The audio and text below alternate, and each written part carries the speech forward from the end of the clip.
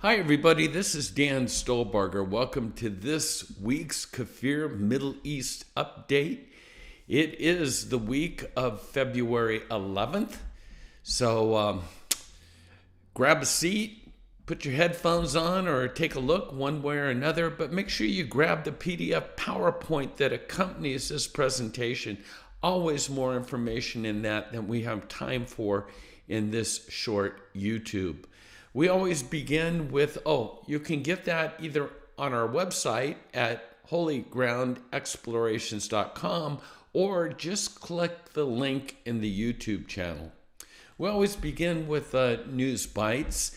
I know it's the same thing. It's like insanity. Einstein's definition of insanity is that if you do the same thing over and over and over again and expect different changes, that's insanity. And so Omicron, coronavirus, here we go. Because Omicron's, this is from Israel, okay? Because the quote, Omicron infects the vaccinated. Because of that, the green pass has lost its effectiveness and we've decided to reduce it. In other words, not require it. And morbidity rates continue to plummet. And I found it interesting that even though not the Middle East, but Europe, Sweden has now scrapped all restrictions on public life, effectively declaring the pandemic over. It is just a matter of time. This is part of what I call the great unraveling of COVID. And we long here at Holy Ground, long for the day that Israel will be wide open once again for all to have the experience of walking that land. Okay, so we've talked about COVID, and now let's take a look at Iran.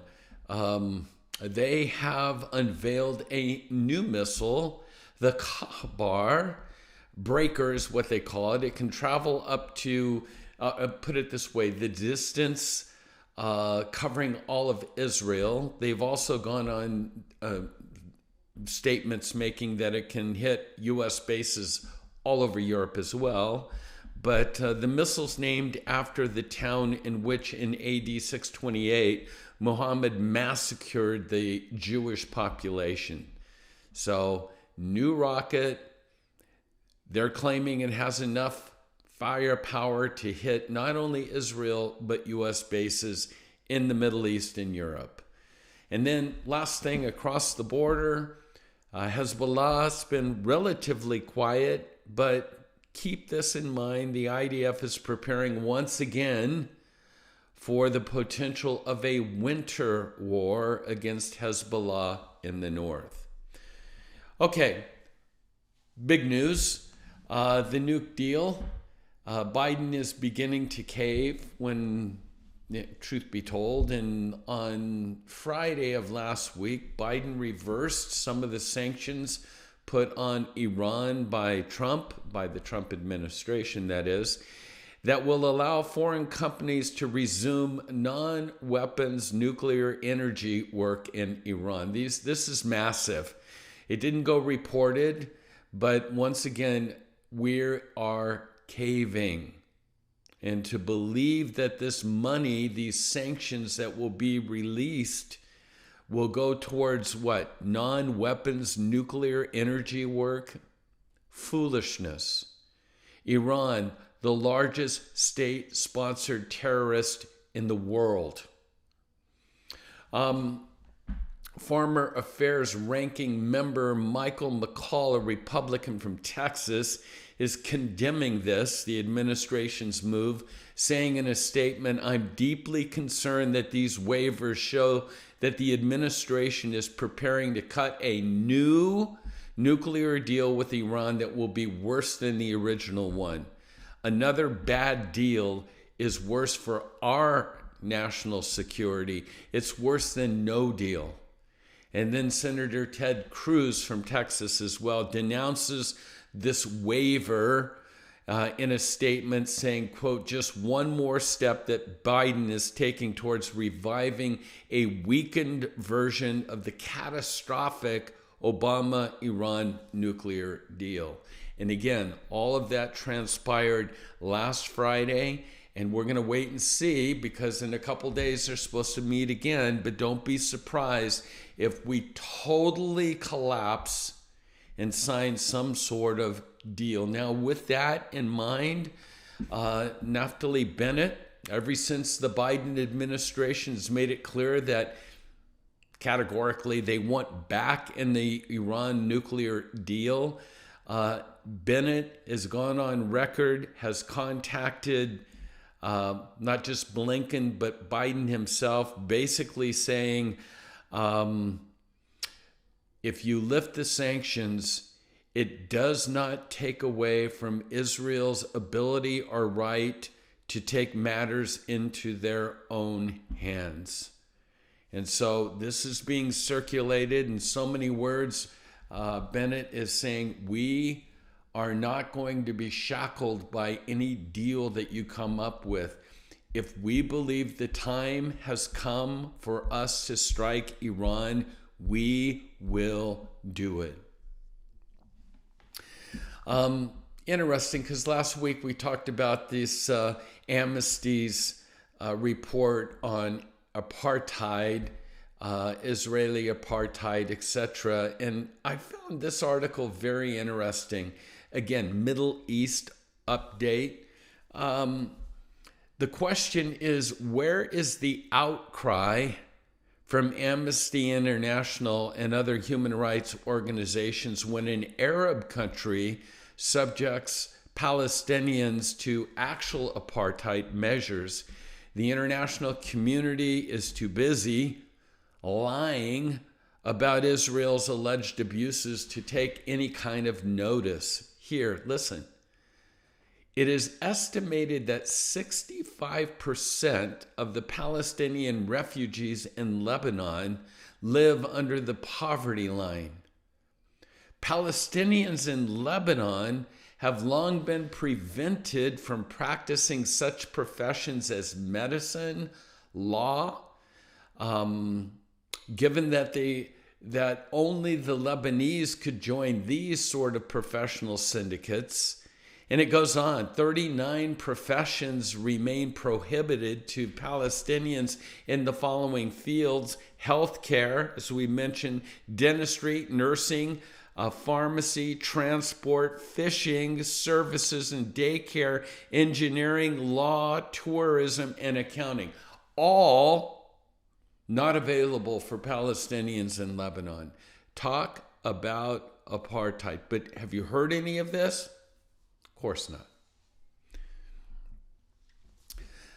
Again, we've been talking about what's going on in Syria, specifically Damascus, and a couple weeks ago we talked about the Russians kind of stepping up their unity or support of Assad and the Syrian army, and that they would co-op with them in protecting the border, the Golan border, and warning Israel about these airstrikes. And again, we know that Israel has countered and said, we cannot allow Iran to use Syria as a corridor to Hezbollah to equip them with weaponry, specifically the ability to take their rockets and equip them with precision guidances, which would be an absolute disaster for Israel, knowing that Hezbollah has over 100,000 of these rockets. And so we always keep note, because Israel said, we're going to do this, and we're wondering if Russia is going to just turn a blind eye to it, or at what point do they say, no, we said knock it off. And so the IDF last week attacked batteries in Syria. It was early on Wednesday of this week. And then there was anti-aircraft rockets, missiles that were fired towards Israel, exploding in the air, so there was no need for Iron Dome. But once again, we're seeing things sort of ramp up, not only with what we just talked about with Hezbollah in Lebanon, but also now along that Golan Syria border with Russia, as well as the Syrians.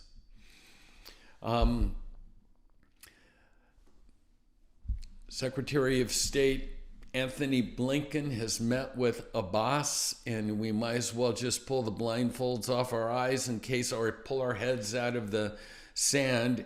The fact is that Biden administration is destroying Trump's presidency and the achievements, not only chipping away at the Abrahamic Accords, but U.S. Secretary of State Anthony Blinken told Palestinian Authority President Mahmoud Abbas that the Biden administration does not support Jewish settlements or the expansion of existing Jewish communities in Judea and Samaria, and it is committed to reopening a U.S. consulate in Jerusalem that serves as a de facto embassy for the Palestinians. Once again, undermining all the work that was done, but the cards are now all on the table. And then I just thought, again, when we talk about this concept of a two-state solution, take a look at this last photo, a parade through Gaza, led by who? Hamas, armed forces, or teenage girls with rifles in their hands. Golda Meir once said that there'll never be peace between Jew and Arab until the Arabs decide that they love their children more than they hate Israel.